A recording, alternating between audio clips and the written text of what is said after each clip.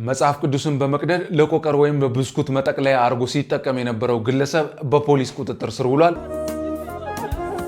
ወላይታ ሶዶ ከተማ ላይ ምንድነው የተከሰተው ካላችሁ በዚህ ቪዲዮ መልሱን ታገኛላችሁ። በዚህ ሳምንት እንዳለ ዘፋኞች ወደ ፕሮቴስታንቱን ዓለም እየተቀላቀሉት ነው፣ ዘፈን አቁመናል ብለዋል። ከነዚህም ውስጥ የመጀመሪያው ታዋቂው ዘፋኝ አቤል ሙሉጌታ ሲሆን ኦቦለቲቲያ መከራው ከሰማ በአበው ተረት ገንዘብ የሚገኘው በሃያ ልብ በ40 ዓመት ማማ ሁለተኛው ደግሞ ወጣቱ ጂ መሳይ ነው። ዘቢ በይነይ ነይ ፍቅር ነይማ ስምም ክብለክስ አገኘኋት እንደተመኘኋት አገኘችኝ እንደናፈቀችኝ ወድጃት ከልቤ አኑራት። እነዚህ ሰዎች ምን ሆኖ ነው ይህን ዓለም የተቀላቀሉት? እንዴትስ ሊሆኑ ቻሉ? ምንድነው የተከሰተ ያለውንም ከዚህ ቪዲዮ ታገኛላችሁ። ሳሚዳንም ፕሮቴስታንቱን ዓለም ተቀላቅለናል ወይም ዘፈን አቁመናል እያሉ ያሉ ሰዎችን በኃይለኛው ወቀሳ አቅርቦባቸዋል። ምንድነው ያቀረበው ወቀሳ? በመጨረሻም ደግሞ ኦርቶዶክስ እምነት ተከታይና በማይስተር ደጋፊም ካልሆነች ሚስት አላገባ በማለቴ ምክንያት ብቻ ከስራ ቦታዬ በጥበቃ ተባረሬያለሁ ያለው አሉላ ህዝቡ ጮሆለት ደግሞ ወደ ስራ ተመለስ ሲባል አለቄ ካልተባረረች ራሷ መለስም ብሎ ጉድ አፍልቷል። አይንሽን ማየት አልፈልግም።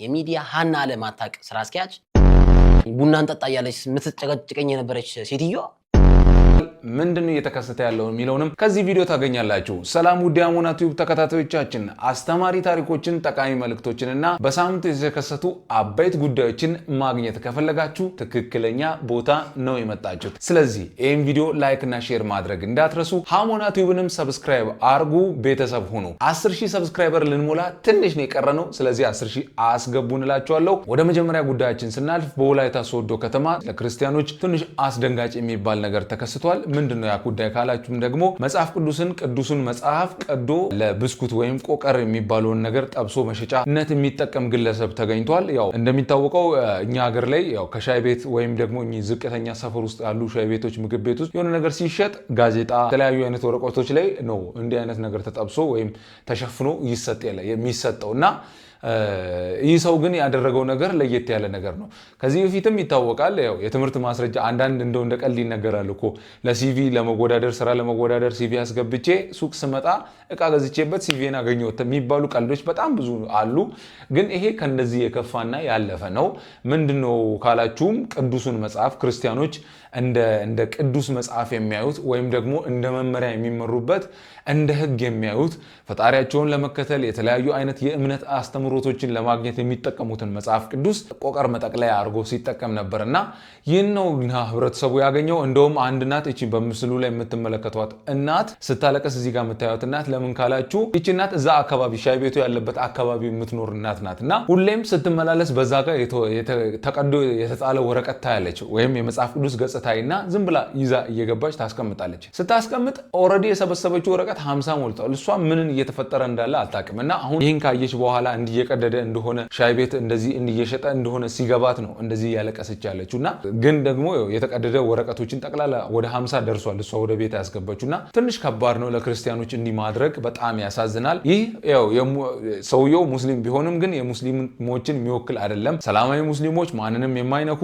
ሌላን እምነት በእንደዚህ አይነት ሁኔታ ለማነሳሳት የማይሞክሩ ናቸውና እንዲህ አይነት ሰዎች ለየትኛውንም እምነት የሚወክሉ አይደሉም። ክርስቲያን ውስጥም ሆነው ደግሞ ሙስሊምን እንደዚህ የሚተነኩሉ አሉ፣ የሚተናከሱ አሉ። ግን ደግሞ ኢትዮጵያ የሰላም ሀገር ናት።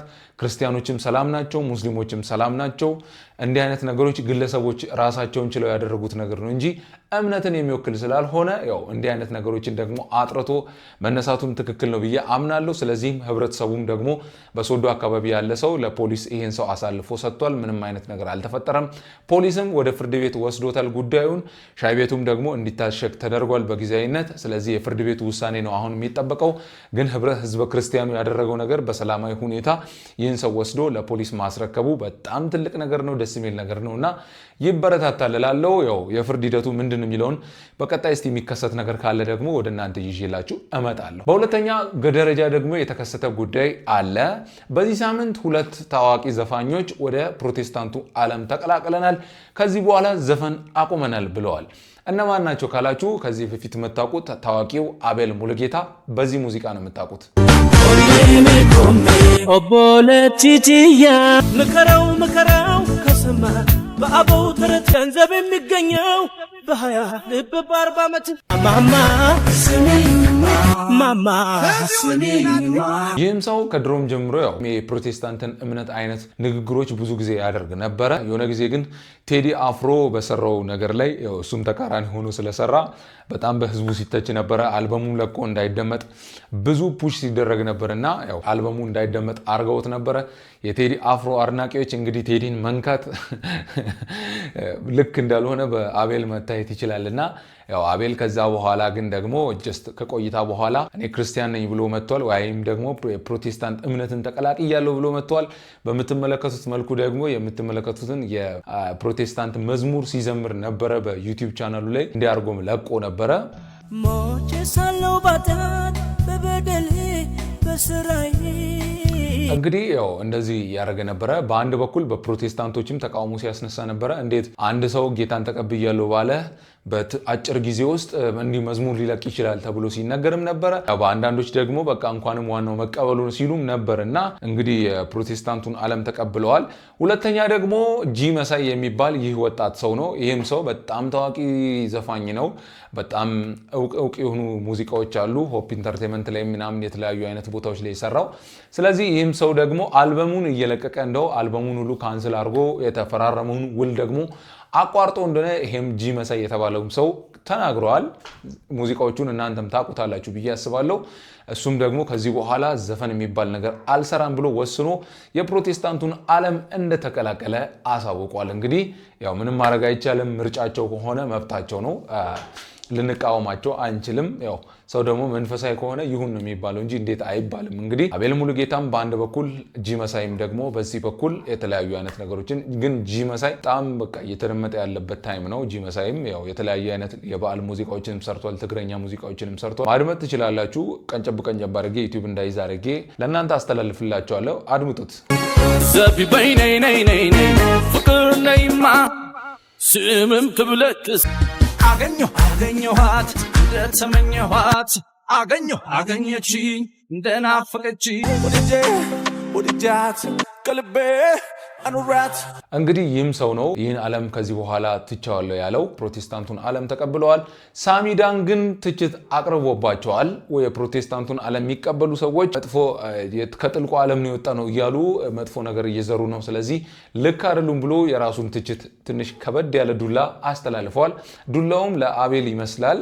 እስቲ ምን አለ የሚለውን ሳሚዳን ንግግር ደግሞ እንስማ። ዛሬ ደግሞ የምንነጋገረው እምነታቸውን ስለሚቀይሩ ሰዎች ነው። በተለይ ደግሞ ሙዚቀኛ ሆነው ወይ ድምፃውያን ሆነው ከኦርቶዶክስ ቤተ እምነት ወደ ፕሮቴስታንት ቤተ እምነት የሚቀይሩ ማለት ነው። እምነታቸውን ሲቀይሩ ብዙ ጊዜ የሚሰጡት መግለጫ ነው የሚገርመው። ጥልቅ ውስጥ ነበርን ነው የሚሉት።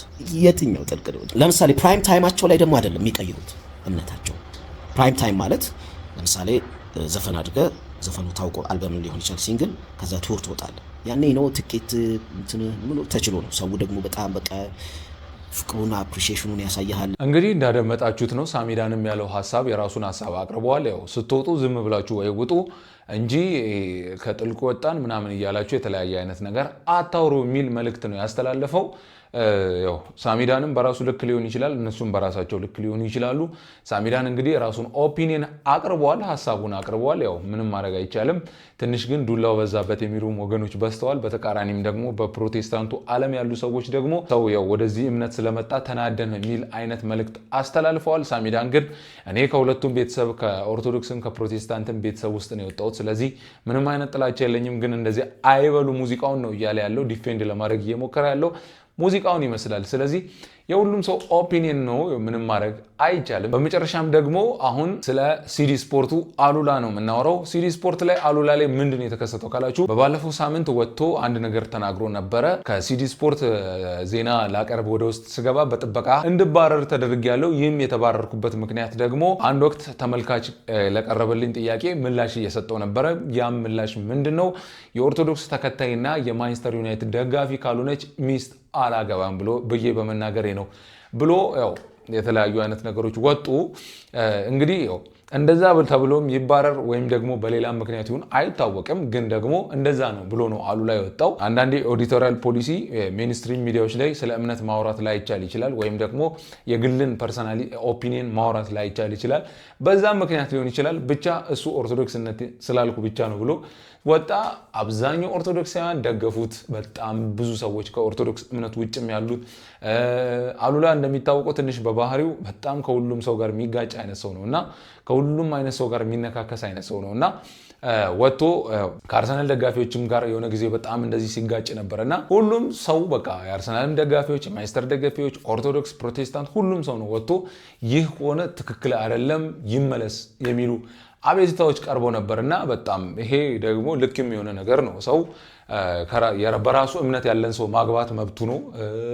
እንትናን የምትደግፍ ምናምን ማለት መብቱ ነው። ስለዚህ እንዲህ አይነት ነገሮች ሊከሰቱ አይችልም። ያው ሌላ አይነት ህግ ካልሆነ በቀር ወይም ደግሞ ሜንስትሪም ላይ እንዲህ አይነት ነገሮችን መናገር አይቻልም ካልተባለ በቀር ብቻ ግን አሉላ እንደዛ ብሎ ወጥቶ ከተናገረ በኋላ ብዙ ተቃውሞች ደርሰው ጀስት ይመለስ ተብሎ እንደነበረም ደግሞ ራሱ ወጥቶ ነው ደግሞ ይመለስ ተብያለሁ ግን ደግሞ አልመለስም ብሎ ወጣ። አልመለስም ያለበት ምክንያት ደግሞ እሷ ካልተባረረች አለቄ ካልተባረረች ቲቪቱ ከሆነ አሉላ ይገርመኛል። እግዚአብሔርን ስራ አስኪያጇ ይግባ ብላለች፣ እኔንም አልገባም እና ምንድነው ሲባል ደግሞ አለቄ እሷ ካልተባረረች እሷ ከዛ ድርጅት እስካልወጣች ድረስ አልመለስም አለ ይላል። እና እስቲ አድብጡት አሉላና አንዴ አሉላ ኮር ተብሎ የተሰራውና ቲክቶክ ላይ የሰሩትን ነው ማመጣላችሁ እንደቀልድ። እስቲ አይንሽን ማየት አልፈልግም። የሚዲያ ሀና ለማታቅ ስራ አስኪያጅ ቡናን ጠጣ እያለች የምትጨቀጭቀኝ የነበረች ሴትዮዋ የቢሮ ሰራተኛ ማይወዳት የተለያዩ የሬዲዮ ጣቢያ ማናጀሮችን ባየሁበት የሊትሬሲ ሌቭል ለቦታው ማስመጭኝ ክስ ምናምን ስለምትወጪ ጠበቃም ስለማይጠፋ ዙሪያ መክሰስ ትችላለች። 1 ሚሊዮን ክስ መክሰስ ትችላለች እያለች ስትጎተጉተኝ የነበረች ለቦታውም አትመጥኝም። ነግሬሻለሁ፣ አስረግጬ ነግሬሻለሁ። ዙፋኑም አይገባሽም። ኢን ማይ ኦፒኒየን አይብቃቱም የለሽም፣ አትመጥኝም። ደግመዋለሁ፣ ንቀት ስላለብሽ ቤት። በተጨማሪም ደግሞ ሙድ ሲይዙበት ነበረ። እንግዲህ ነገሩ ሲሪየስ የነበረውን ራሱ ነው ወደ መቀለጃነት የወሰደውና ሙድ ሲያዝበትም ነበረ። አሉላ ትንሽ በባህሪው ማስተርስ አለኝ እያለ ያስጨንቃል። በቃ ማስተርሱን እንደ ብርቅ ነው የሚያየው። ማስተርስ በዚህ ጊዜ ምንም አይደለም፣ ኖርማል ነው። ያው እውቀት አይጠላም፣ ትምህርት አይጠላም፣ ዶክመንት አይጠላም። ሰው መማር አለበት። ዲግሪ፣ ማስተርስ፣ ዶክትሬት የተለያዩ አይነት የትምህርት ደረጃዎችን መማር አለበት ብዬ አምናለሁ። ግን ደግሞ ይህን ይዘን የምንኩራራበት የሆኑ ሰዎች ልናሸማቅቅ የምንሞክርበት አይነት ጉዳይ አይደለም። ማስተርስ ያለውን ሰው ከስራ አታባር ሲልም ሁላ ነበርና ትንሽ አሉላ አወዛጋቢ ሰው ነው፣ መነጋገሪያ መሆን የሚፈልግ አይነት ሰው ነው እና እንደዚህ ነበር የተከሰተው በዚህ ሳምንት። ምን አስተያየት አላችሁ? እስካሁን ባቀረብኩበት ጉዳይ ላይ ምን የተሰማችሁ ነገር አለ? ሐሳባችሁን በኮሜንት አጋሩኝ። በቀጣይ ጊዜ እስከምንገናኝ ድረስ በደህና ቆዩልኝ። ሀሞና ቲዩብን 10,000 ሰብስክራይበር አስገቡ ቤተሰብ ሁኑ። በቀጣይ ጊዜ እስከምንገናኝ ድረስ በደህና ቆዩልኝ። በብልሃት እንኖር።